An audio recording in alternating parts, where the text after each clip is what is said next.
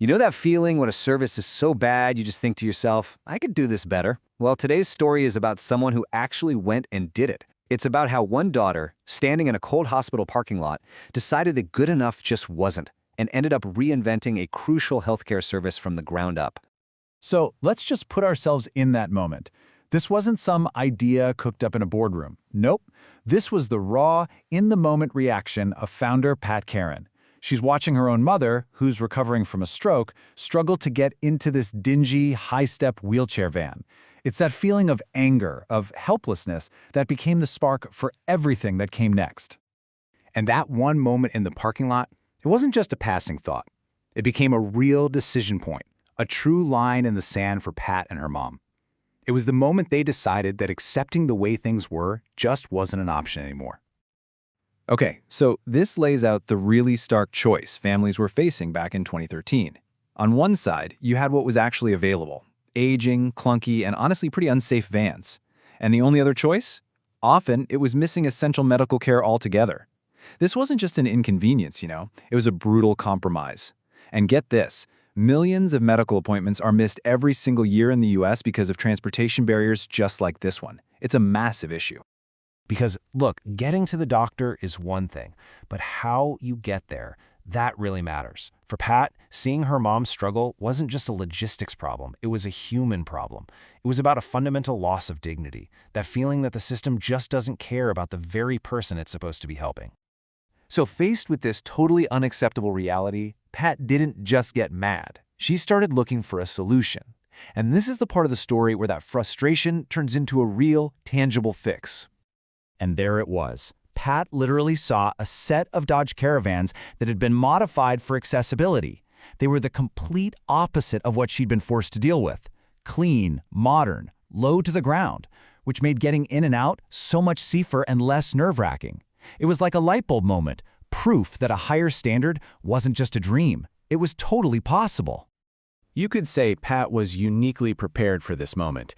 She had 3 decades in the service industry, so she already knew what quality customer service looked like. That deep experience, combined with that emotional trigger in 2013, was the perfect storm. She launched Prime Medical Transport just months later with only 2 vehicles and one incredibly powerful idea. Now, launching a business is one thing, right? But building a sustainable, mission-driven company is a whole other ballgame. So let's take a look at what that stubborn idea has grown into over the last decade. Over 100,000, just think about that. That's not just 100,000 trips. That's over 100,000 moments where a patient was treated with the dignity and safety that Pat knew was missing that day in the parking lot. And all those trips, they really add up. We're talking more than 1.5 million miles driven all across Wisconsin. That number, it represents a true network of reliable, humane care that's been woven across the entire state, one safe ride at a time. That success also shows up on the balance sheet to the tune of $1.5 million in annual revenue. This proves it's not just a feel-good story, it's a seriously robust business model. It shows you really can do good and do well, all at the same time.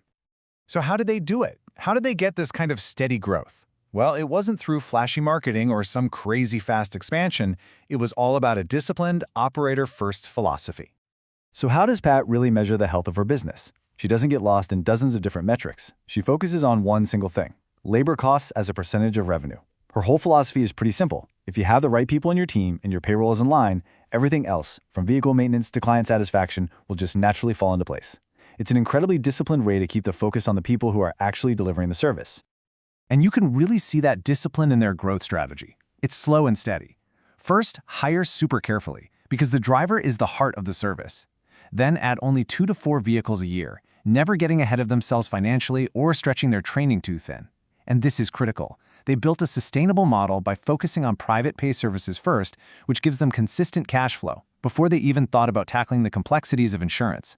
Now they're thoughtfully planning their next big step. See? No shortcuts here. Just smart, sustainable growth. When you boil it all down, the story of Prime Medical Transport is about so much more than just vans and business plans. It's really a universal lesson about seeing a problem that everyone else just kind of accepts and deciding you're going to be the one to fix it.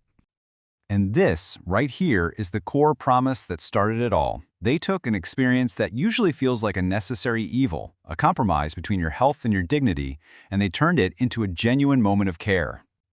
So this really brings us to the big takeaway. Pat Karen saw this huge gap between what was available for her mother and what was actually acceptable. And it makes you wonder, right? Where is that gap in our own worlds? What's that thing that everyone just puts up with that really truly shouldn't be that way? Because in the end, that's exactly what Prime Medical Transport represents. It's not just a fleet of vehicles. It's the physical result of a line drawn in a hospital parking lot. A daughter's simple refusal to settle, which she turned into a mission that has made thousands of lives better.